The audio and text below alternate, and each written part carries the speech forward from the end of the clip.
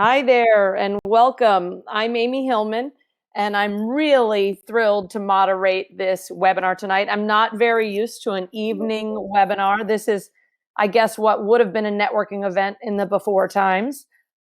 So I've really had a great time getting to know these fellow women who work in the EV industry.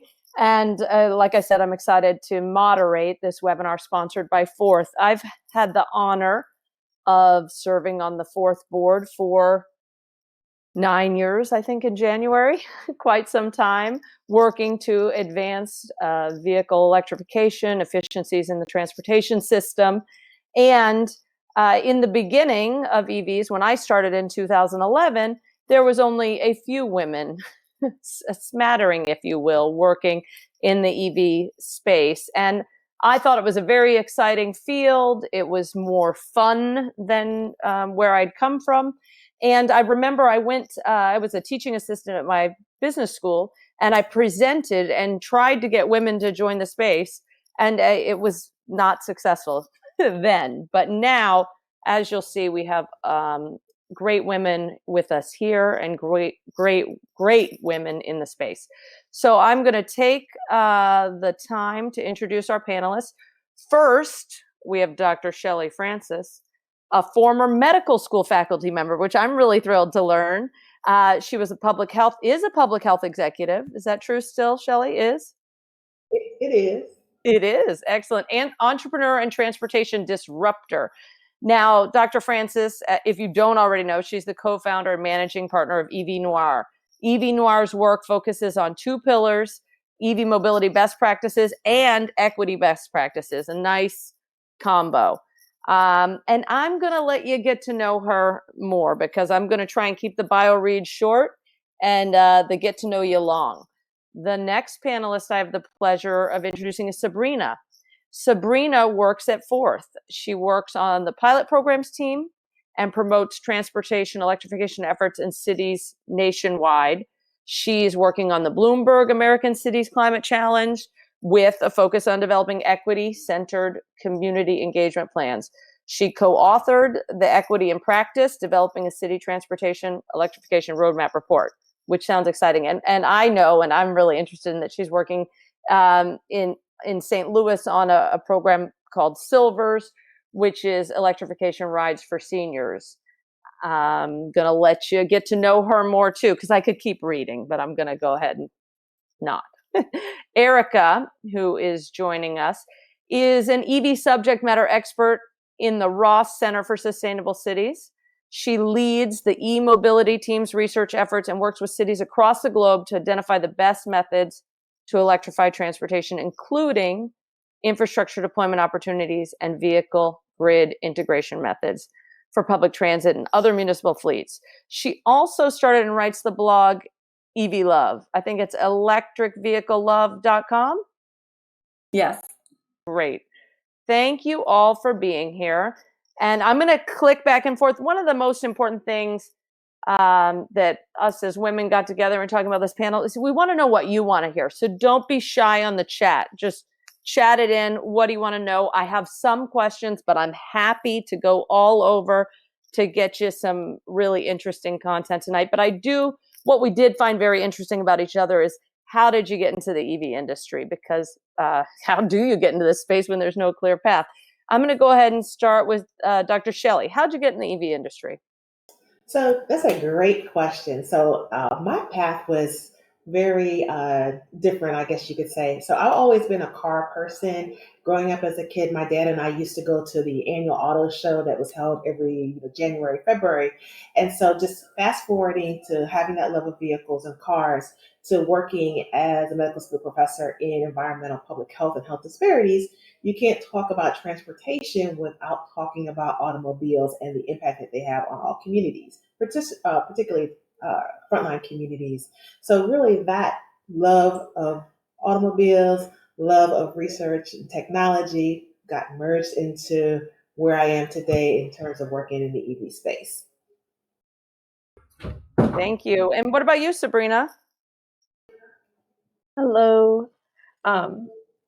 I'm just looking at this chat, and it's so lovely to see everyone say hi to each other. Everyone knows each other. That's so amazing. I came into this space more of through the environmental sphere. As a student, I studied political science and environmental studies. I did a lot of internships and jobs in the nonprofit environmental space and in policy.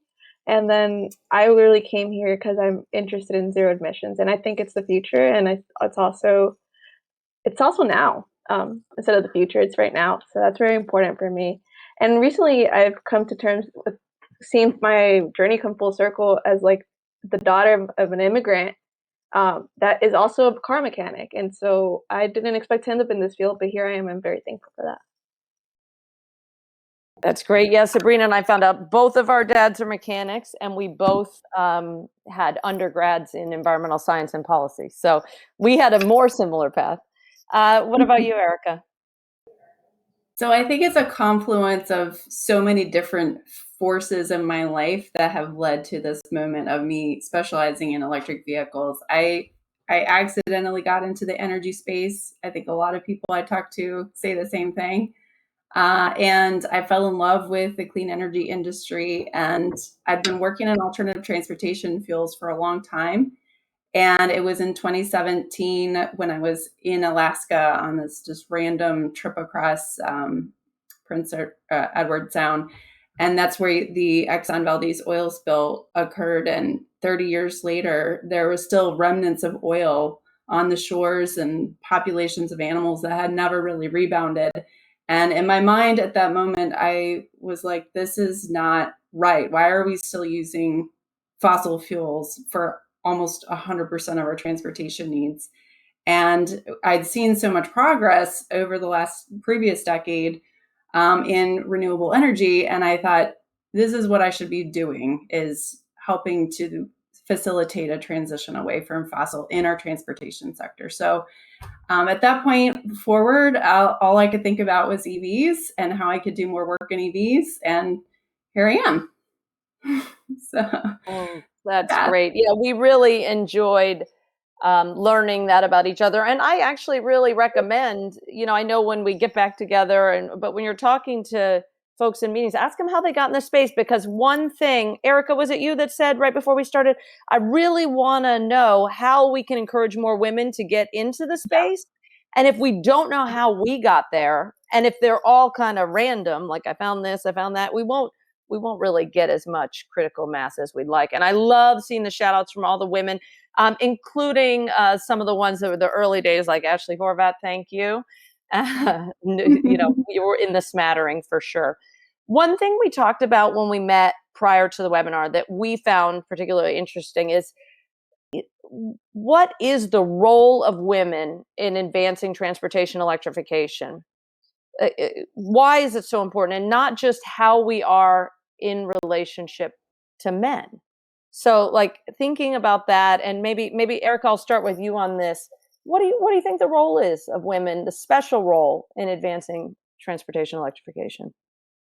Well, I can talk about the data, and then I can talk about, my own personal beliefs. So I think that a lot of the research is showing that women make the vast majority of vehicle purchasing decisions in the United States, roughly 80% of the vehicle purchasing decisions. They buy more than 50% of all the new cars. And yet today they are purchasing less than 30% of the electric vehicles. And for me, that is a sign that we're totally missing the boat on what women's preferences are for vehicles in the space.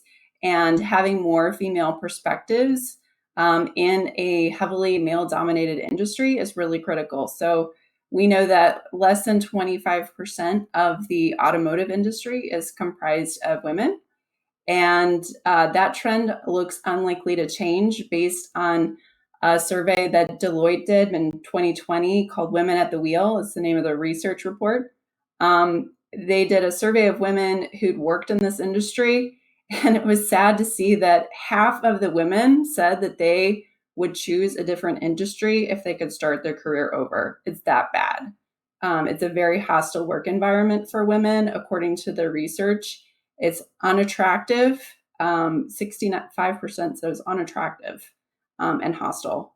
So that is, and that also there's no career advancement opportunities. 39% said that there's industry bias towards men for leadership positions. So I think that it's really hard to break in. And I think if we had more women who are pushing this industry to become more diverse, that we could start to create some momentum, especially with a lot of these new electric vehicle companies popping up. We could have an opportunity to start over, as opposed to the incumbents. We can redefine what an industry workforce looks like from the ground up. So that for me is really an exciting opportunity for women in the space. And the reason that I think women are really important for the EV field in general is we kick butt and we're just better. That's my personal belief. You can say that here. Thank you. Dr. Shelly, same to you. I remember you had some really, of course, all of us had really important stuff to say, but what do you think the role is of women in advancing transportation electrification? Great, great, thank you. So it's our role to really help lead this conversation, lead the efforts around education, engagement, and marketing. And so while only about 30% of women are purchasing EVs, I don't necessarily think that's a terrible stat because we're in the early stage of kind of like the new diverse, there's much more EVs available, but there's very little marketing and education around those efforts. So just imagine, to me, I look at that as, okay, there's 70% of opportunities or opportunities to really market to women now. So now this is the time that we need to lean in and bring women to the table. And or if we don't bring women to the table, I'm just going to pull up my little chair and my seat here and make a seat for myself at the table. But the role of women is really doing what we're doing right now, is like sharing our experience, creating a pathway for younger women. Also, I know, just think about, while the number of women in the automobile industry and in e-mobility is decreasing, just think about the percentage of women of color in the field. And it's a very small, number of women. So we really need to show other women leaders in this space like we're doing now, so that the women that are coming up have an opportunity to see themselves and see people that are reflective of their communities and know that there's a path for them. I speak to women in our organization, EV Hybrid Noir, which is the nation's largest network of diverse EV drivers and enthusiasts, with members and chapters around the country. And so I speak to women on a daily basis about their experiences in EVs or in mobility. And one of the things that they share is that the cars got to look better. They have to really meet their needs. So we have to create opportunities and vehicles to meet women where they are. So that's one of the ways that we can really, change that paradigm that women aren't buying EVs, or that, we're not having a seat at the table in these conversations. Listen to women, create a space for women, and women, we will create our own space if none of those things happen. Yeah, and I'm really glad you hit on what you hit on in our pre-meeting, which was the importance of women of color.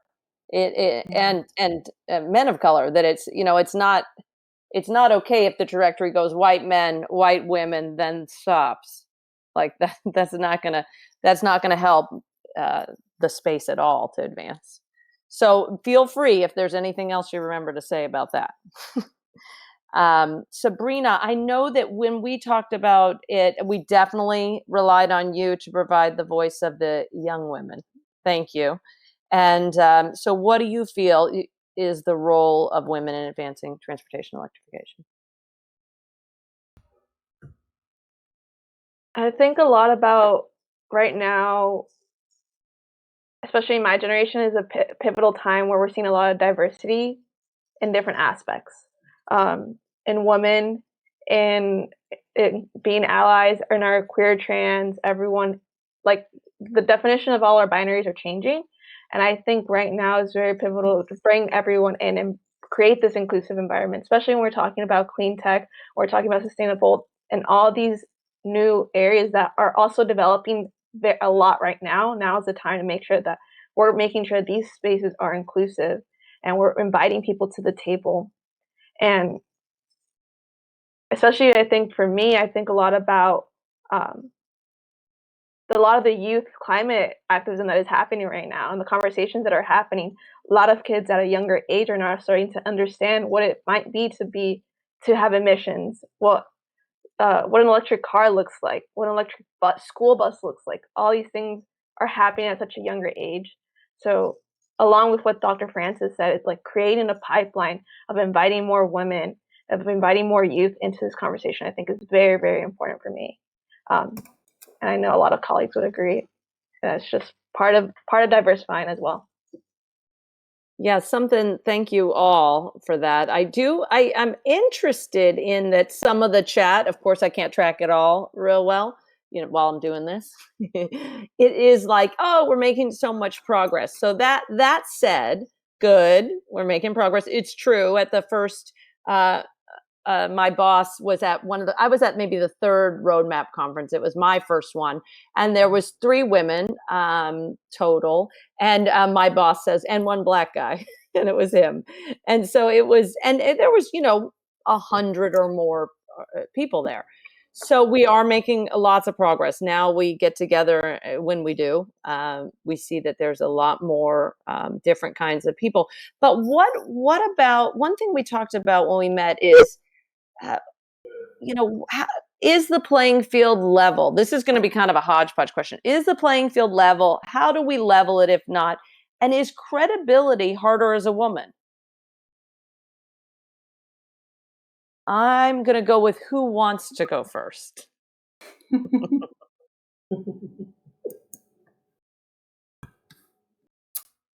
I know. I'll start, I guess. Thank you. So this is a tricky question because I don't think that it applies universally, right? The bias is not universally opposed to women when it comes to credibility. And I think that it's very selective, right? So certain audiences. I use this example when we were chatting before about when I go in front of an audience of men, which happens a lot in the electric utility industry. Normally they'll start the presentation like, what do you have to tell me that I don't already know? So like, show me that you know what the heck you're talking about. And I don't see that similar demeanor when it's a guy that's presenting right before me. So same audience, same topic, different demeanor. And I see that time and again and I give a lot of presentations. And so that for me is something that I try not to really think about too much, right? I know that credibility as a woman in a very technical industry is very difficult to get. So I have to work a little bit harder to get it, I think. So that part of it is, I don't think that should happen, but that's what I've experienced. Now I'll call it out. Dr. Shelly, what do you think? How do we lay if you, whatever you want to answer, but how do we level the playing field if we can start to do that? So hire more women. So, hire more diverse women, women with experience in this field. So I can't speak to my experience of being a woman in this space without being, transparent and sharing my experience as a Black or African American woman. As you all know, we all go to the same conferences, same meetings. There's not a lot of Black women. There's not a lot of Latinx women in the space. So there's really an opportunity for us to really hire more African American, more women, more Latinx women, and really create a pipeline, whether it's an internship program or a co-op program. There's definitely opportunities to create more jobs. And, if for those of us who are more entrepreneurial in spirit, there's definitely a place and a seat at the table for us to create those opportunities. I look at myself, I look at EV Match, I look at Charger Health. There are a number of women in the space who have been in corporate or nonprofit and have created a space for themselves. I think it's important for women to recognize just the strength and the power that we have and to really leverage that and create a space for ourselves and carve out our own area, or carve out our own lane. Dr. Shelly, I'd love you to address Liz Finnegan's question of why do you think there are so few Black women in the space? Well, exactly what I said earlier was that they don't see people like themselves in excelling in that space. So the messenger in our research and across the board, the messenger matters. So they have to see people who are like themselves, who maybe from their communities, or just having a role model to see, a female physician. If you don't have a physician in your family, you need a role model, or it's a lawyer, if it's a teacher, just having those role models and those folks that you can talk to about their experiences really makes a huge difference. Thank you. Sabrina, Uh, any comments? 100% on what Dr. Francis said. When I first entered this field, I did not know any women in the field. So just I'm thankful that I took a risk and I went into it with an open mind. And now I know that there's so many women in community to back me up and to support me and to mentor me and to guide me. And so I think that's why it's really important to emphasize to start now. Like the time to enter this field is now, because often we'll say, oh, we don't have a lot of experience, or I don't have all this rapport to get into this automotive tech. Like there's so many intersections that are happening with electric vehicles and electric mobility right now. And so instead of saying I don't have enough experience or worrying about that being what the barrier, we need to invite people in. We need to invite women in and break that down. Perfect segue. Thank you. Because we did, back to what Erica said right before we started, that she said, I think, tell me what you said, Erica. My goal is. Yeah, my goal for this presentation is to get more women to work in the EV industry. Excellent. So these are the questions we came up for that. And again, and say what you want to say, because this is the important question is, when we brainstormed the kind of pros and cons of women entering the space and Erica's data on the automotive industry and, lack of representation and all these things, we were kind of like, okay, so why? We actually had to say, why do we want women to get into the space? We talked about the pros, that the industry is exciting, that it's new, that you can blaze your own trail, you can do a lot with it. So I would love to know, the question we kind of talked about is, what's the greatest positive in the space and or the greatest challenge for women? What would you tell new women coming into the space? That's a two-part question. You can do pros and challenges, or what would you tell women that aren't in the space to get in? This one, who would like to go first?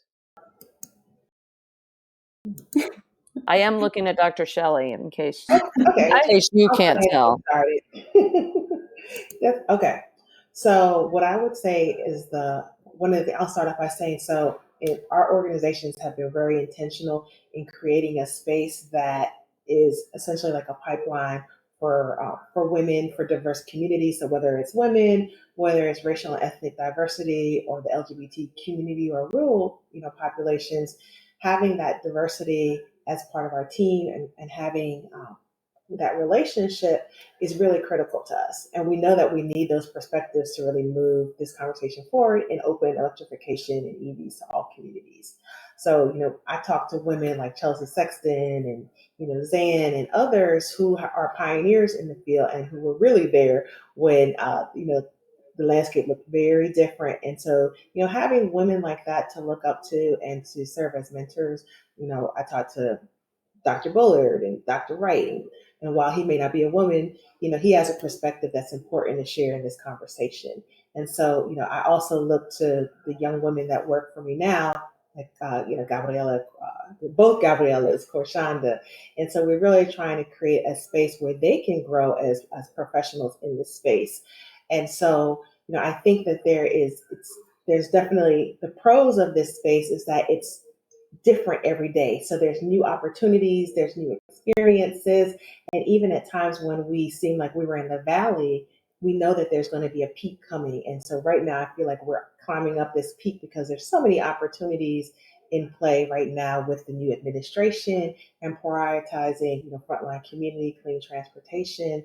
And so I'm really excited to be a person that, working in this space and with a voice in this space. And while there are negatives, I like to, focus on the positives because they really vastly outweigh the negatives. So on that, thank you. And my reasons for entering the space, I mean, at the time, it's certainly at my company, all men and working a lot with contractors. And I didn't think much of it. I must have been doing that before. So I didn't notice as much till honestly, my boss pointed out in the room, he said, "Did you hear? He called you girl." I said, "I didn't even notice. I didn't, because that's the reality. But thank you for noticing." So, Dr. Shelley, based on what you just said, I'm glad you stuck with the pros, and that's what we want. We know the cons. So, Mhm. Erica, what do you think the pros are? What would you tell someone to not sell them on it? We don't want to sell them. We want to tell them the truth about the pros and their opportunity if they enter this field. Well, for me, it's the most exciting industry I've ever worked in. So that's probably the biggest pro. I've worked in a lot of different spaces, and I think what we can do with EVs is just incredibly exciting.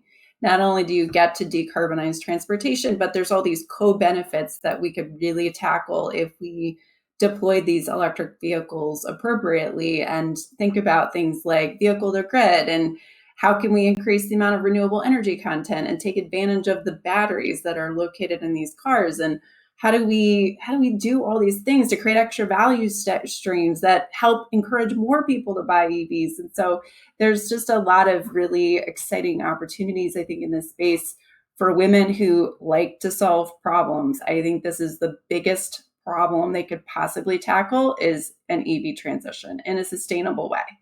So that for me is the most exciting part of this industry, why I just am so energized and pumped about this every single day. The challenge is going to be changing hearts and minds. And I think that's something I think about on a constant basis. How do we get people to change? Because change is incredibly difficult. If people don't have to do it, they probably won't, unless there's some other motivating factor for them. So for me, the behavioral aspects of it are probably the biggest challenge, not just externally, but also internally within the organizations we work in, and getting people to pay attention to this issue and getting people to focus on it. I think that is, for me, the hardest part. I'm glad you covered both. The pros and the con. So actually the chat is, thank you guys. I know there's a lot of good chatter. And Joanna, thanks for calling out. I mean, I think we'll get to this, but um, you know, men on the call, I hate to do this, but Joanna pointed out, yeah, men do this all the time at work. They say the marketing girl. And so just ask your female colleagues, like, why is that a problem? It's not. I think they'll be kind about it, and they'll just let you know if you're feeling that you really want to be an ally and supportive of women in the space. Sabrina, someone asked, and this is in line with the question. It seems to be maybe an easier way in to the EV space through nonprofits, and you are someone who did it that way. What do you think about that? Why not more entrance in the more technical battery technology, for instance?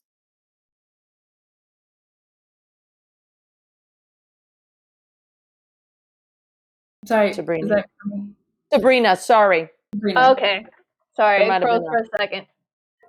Yeah, that's actually something I've been thinking a lot also, because I entered through the nonprofit space, but as well as like some of the comments that were coming up is a lot of people talking about initiatives in STEM and STEAM programs. And I think that really had a crucial element to me ending up where I am today. I started at a very young age. Young being in like high school is when programs like coding and technology just first started to get introduced into the curriculum, school curriculum. So I was very inclined into, I did Girls Who Code, I studied IT, I did all these things that were really exciting for me. And I think because I had that first introduction and that pipeline is starting to get developed, I was able to end up in an interesting field like this. And then as far as for entering the nonprofit space versus going straight into technology, I definitely did not see, as a Latina, I did not see other brown women in the field, which was very heartbreaking to me. So I didn't feel the instant want in me to go into that. And then often the just entryway. As a Latina first generation woman, I often feel like I gravitate towards nonprofit because I want to make sure that I'm helping my community. And nonprofits will often have that complex going on versus me entering the tech space right away or entering the battery space. So I think that really is what showed up and often shows up for women of color. We often want to help and support our community back, and often it's done through nonprofit work. Thank you. And, I do see, thank you, Sabrina. Thank you, Dr. Shelley. Thank you, Eric, on all that. I am seeing chatter like this guy's great. Of course, there's great men. This is not, and it's, in fact, Jeff Finn was really supportive of me also in the early days. So this is not to say there's not great men and there's not great allies all around. It's to say, how can we get more women in the space? And clearly that can't happen without that leveling of the playing field. And we talked about in the call, workplace policies that support more women. Who was talking about, having maternity leave and paternity leave equal? Was that you, Erica? Yeah. Yeah. Can you talk to that?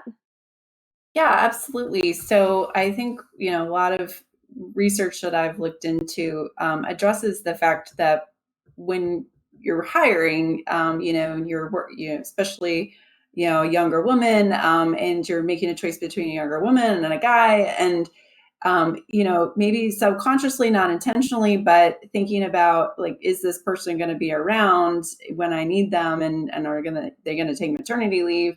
That is something that has been shown, to be a factor for why some men are selected over women for certain types of jobs. And I think if we had mandatory maternity and paternity leave, and there was an expectation that the guy would be taking the paternity leave, and not just like this, it's kind of like this thing that exists, but nobody uses it.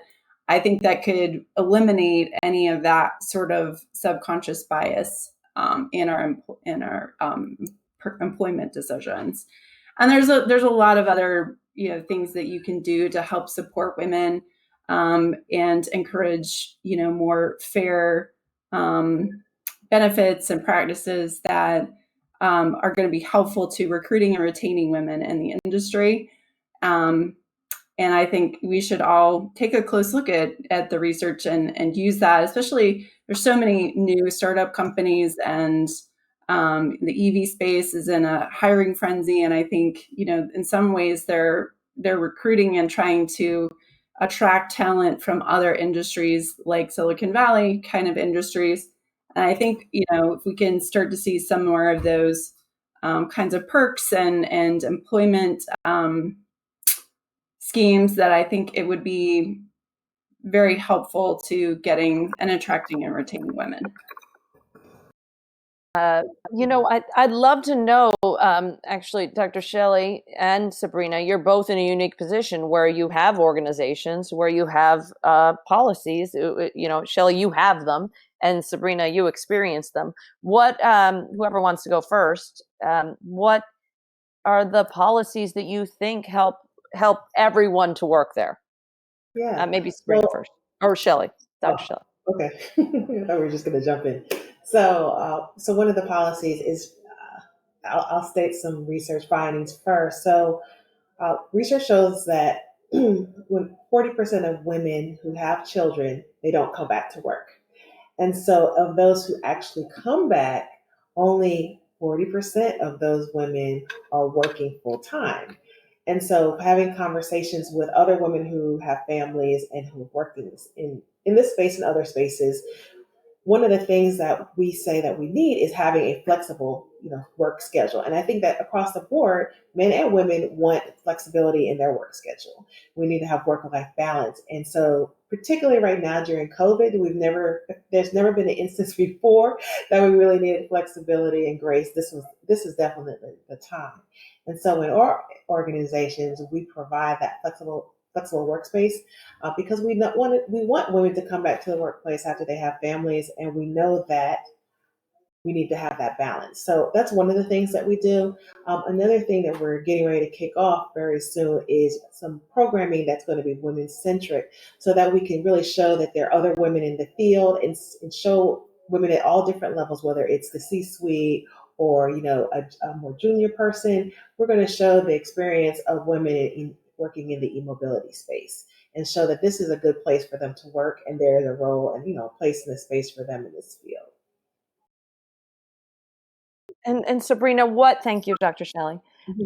Sabrina, what policies, this is kind of interesting because I'm on the board of Fourth and asking you, so what policies do you find are the most helpful to allow you and other women to work there? I definitely think I'm very thankful that at Fourth there is a good amount of women that work in the field. So I'm very thankful of that community that has come through Fourth, as well as the encouragement to be part of different support groups and mentorship opportunities that come. So I think that is something that Fourth really pushes, and I appreciate, as well as professional development opportunities to seek that out. One thing I want to touch on is going back to the comment that you made, that I'm seeing a lot of chatter about too, is that there is amazing men in this field, and 100%, and we need them. We need these amazing men to be in this field. But the reality is that the bigger demographic of this field is still filled with a lot of misogyny, misogynoir. That is just the reality. Like, there is a lot of good stuff going on, but it's still a very male-centric and driven field. And in order for us to change that, we need our male allies to come along and support this push, because we can't do this push all up by ourselves. We need everyone's support. So we really need to count on the amazing male allies that we have to create other amazing male allies, so we can push this forward and bring more women and bring more diversity within women. It's not just women. We need women of color. We need trans women. We need first-gen women. We need all those different diversities. So that's really, I want to emphasize that, as long as people bring up and mention amazing men that have paved the way for them, I also want to acknowledge that. Thank you. I feel like we couldn't have planned it better. The chatter certainly helps, so keep it coming. The chatter, the chat box, whatever. I do like this evening webinar style. The meatiest question that I have struggled with is, what do we tell men, male allies, and white allies? What do you tell them, frankly, honestly, to be supportive? And I know it's a hard question, because I've grappled with it with the women I'm hanging out with at EV events. Like, what do we tell them? They want to be supportive. What does that look like? What's the message if they were asking you, either a white woman, Dr. Shelly, or or a man asking us, what can we do to be supportive? Who's got some advice? So I can start off. Sorry, go ahead. Okay. So, no free work. Don't ask women, particularly women of color, to do any free work. You wouldn't ask your physician to give you a free appointment. You wouldn't ask your attorney to give free advice.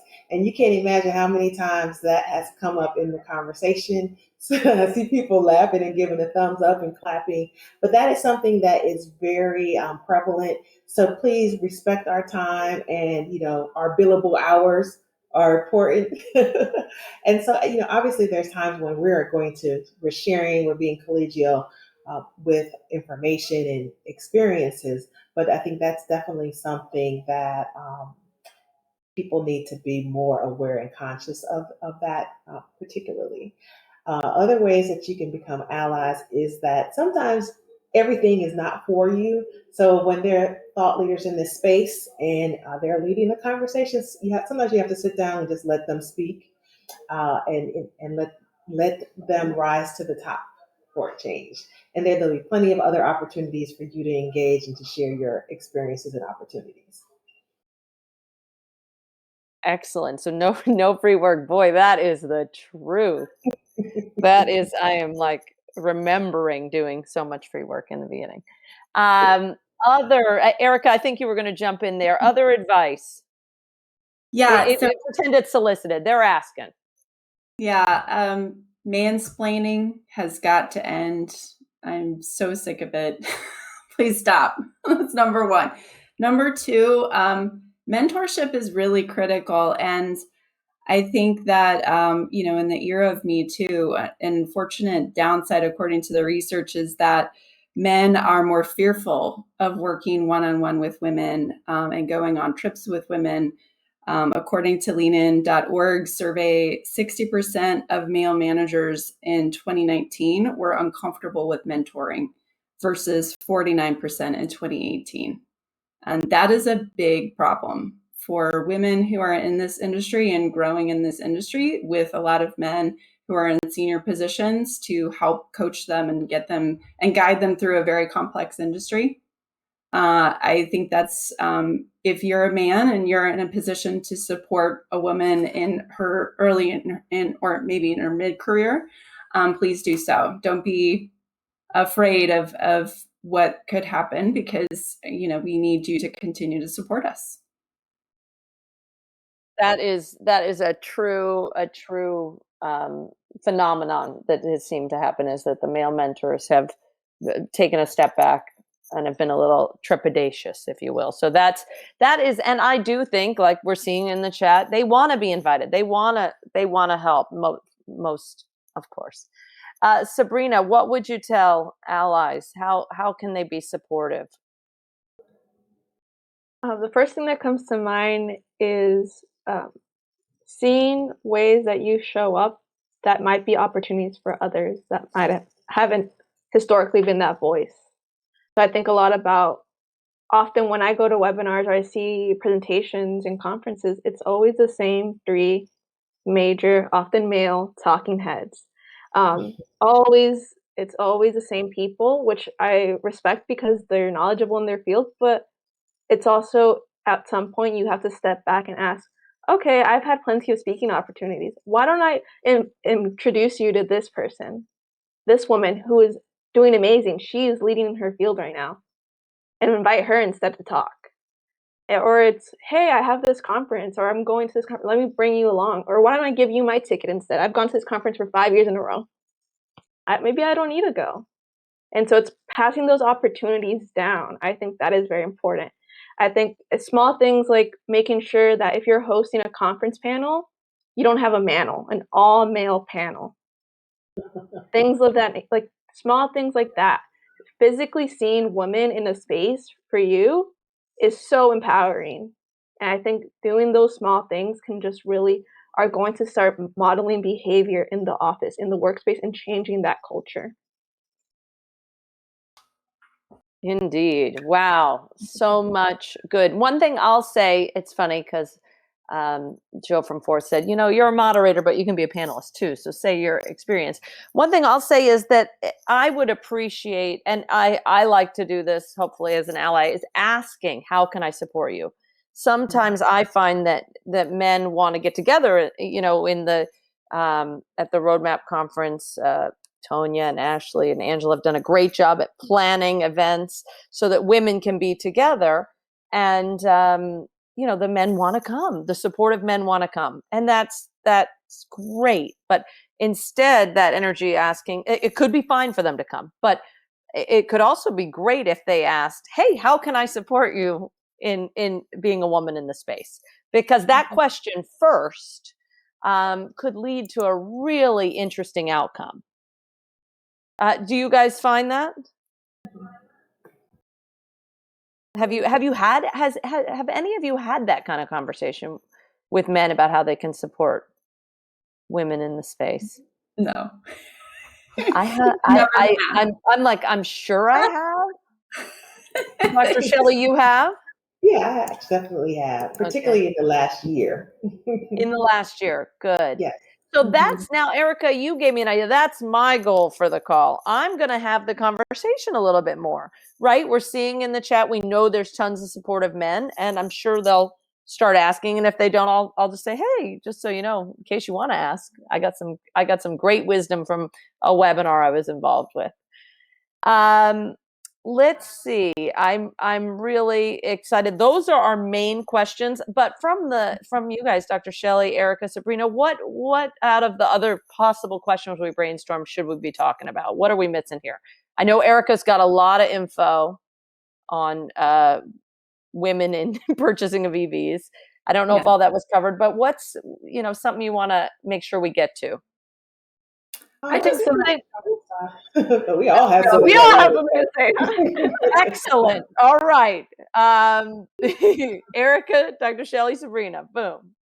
Okay, I just wanted to add that I think one of the things I've noticed about women in the work world, not just EVs, is that they typically don't push as hard. So I organize a lot of events and presentations and things like that, webinars and conferences. And the guys are always like, I want to see on the panel, and like they'll even take you out for dinner, like to get the seat on the panel. They work really hard to get into that spot, and I don't have like the same push for women to go like speak on panels and stuff. I've never really seen that same thing, and I wrote a LinkedIn article about it. And one of the things I suggested is, hey, like speak up for yourself, push, advocate, put in abstracts, make yourself known to the conference organizers. And if you get an invitation and you can't go, suggest another woman and then encourage that woman to take the spot, because a lot of times, even when I would advocate for another woman to be on the panel, she wasn't available, or she didn't want to do it, or she didn't feel like she was an expert in the field. I'm like, I wouldn't have nominated you if I didn't think you were an expert. So if you get an invitation, take it and do it. And that's my number one, because I think visibility in this industry is really important.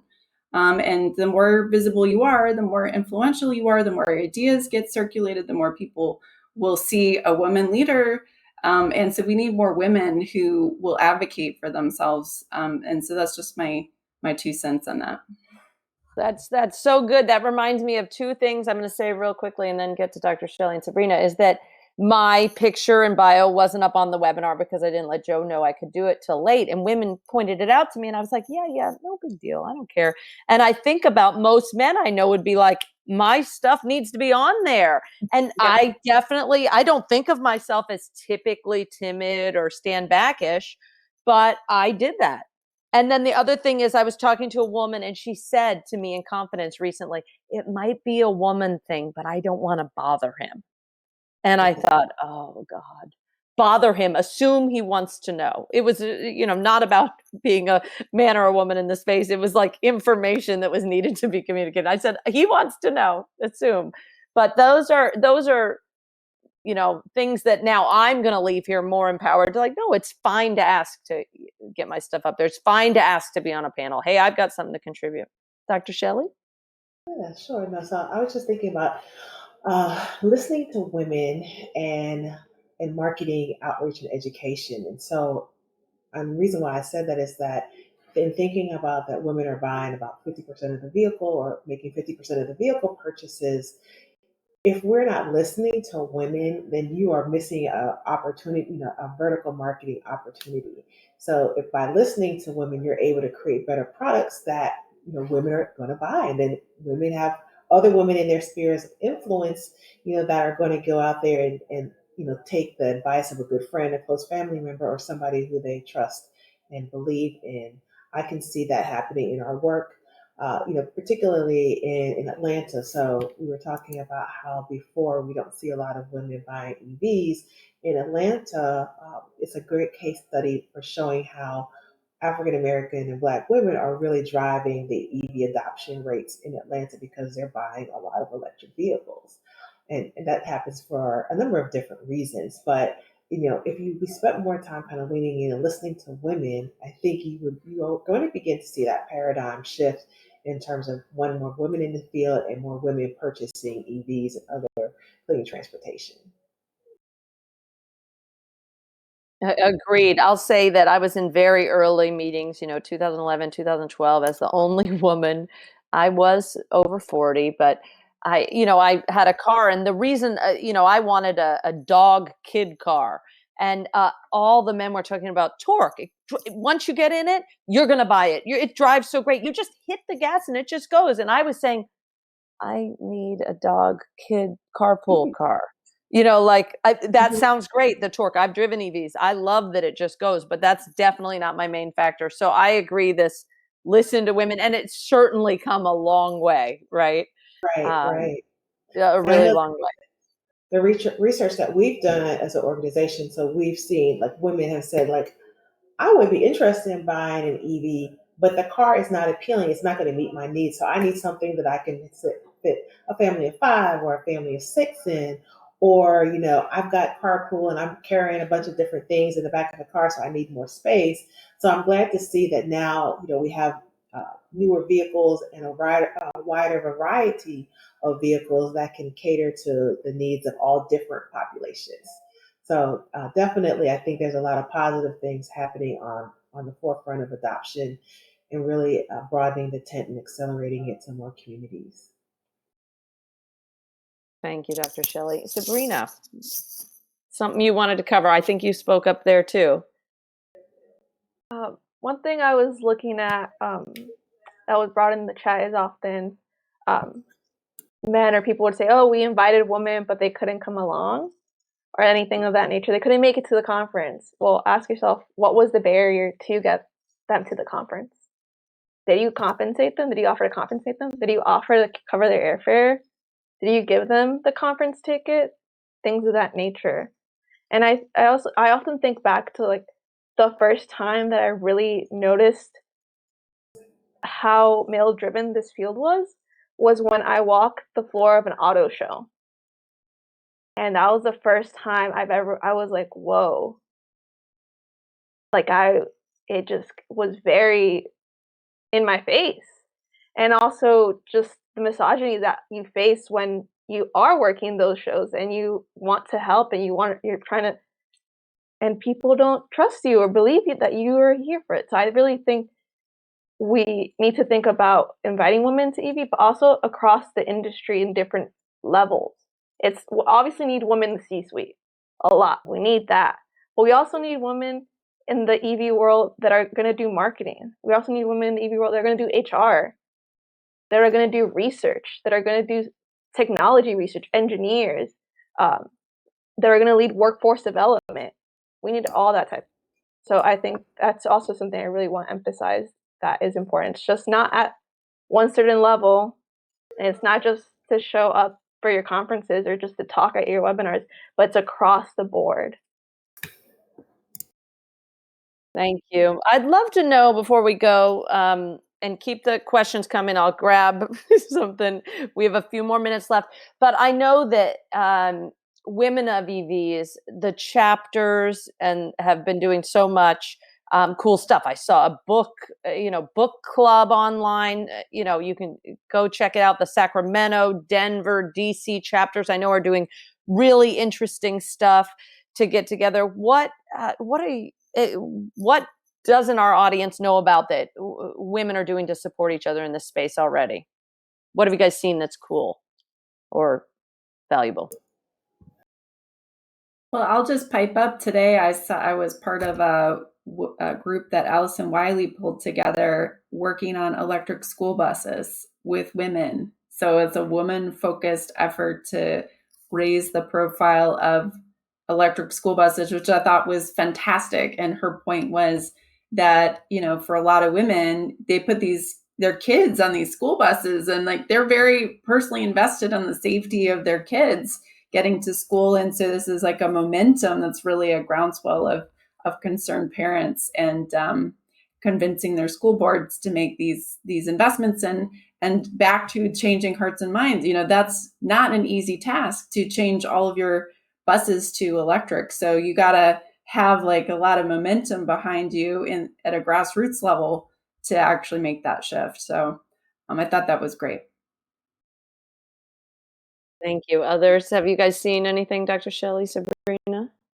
Yeah, one of the things that EV Hybrid Noir does is that we have a K through 12 STEM program, and so usually several times a year, particularly around Women's History Month, we always try to show feature women in STEM, so that young women and young men can also see like, hey, there's it's not just a monolithic field.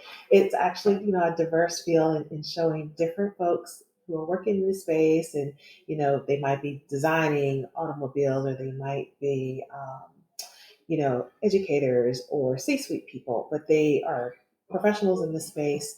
And so that gives them a really great opportunity to see, again, people that look like themselves, that are relatable, that care about their well-being, and start developing those professional and networking relationships and opportunities that when they matriculate outside of high school and now they're in college or they're young professionals, that they have somebody that they can reach out to and connect with. And that might be that first internship, that might be the first co-op opportunity, or even the first employment opportunity. So, you never know who you're talking to, or, who you might cross paths with, and who can help you get to that next stage. So we really try to provide exposure and to help build relationships and create a space where young people can see themselves working in this sector. That's great. Yeah, I think one of the things is we don't always know all these great things going on. So it's really great to list. Sabrina, what have you seen that's exciting in women supporting each other in this space? I definitely, building on what Dr. Francis said, am a big advocate for internship opportunities, paid internship opportunities, let me specify, especially for youth, because we don't want to start that cycle very young again. So we need to start empowering women and sharing with them, look, there's this internship opportunity. Also, one thing that's been really interesting that I've been learning a lot is reverse mentorship. So it's often thought of is that the person that is deeper into their field and often older will provide the mentorship to this person that is younger. When there's often, it should be the other, it could be the other way around as well. There's the field is changing so much, and there's so many young people that are excited. And so if we create that bond and that mentorship opportunity, there's a lot to be learned in both ways. That goes both ways, as well as creating new internship opportunities, jobs, and things of that nature that can help bring those people in, which creates yet again that pipeline.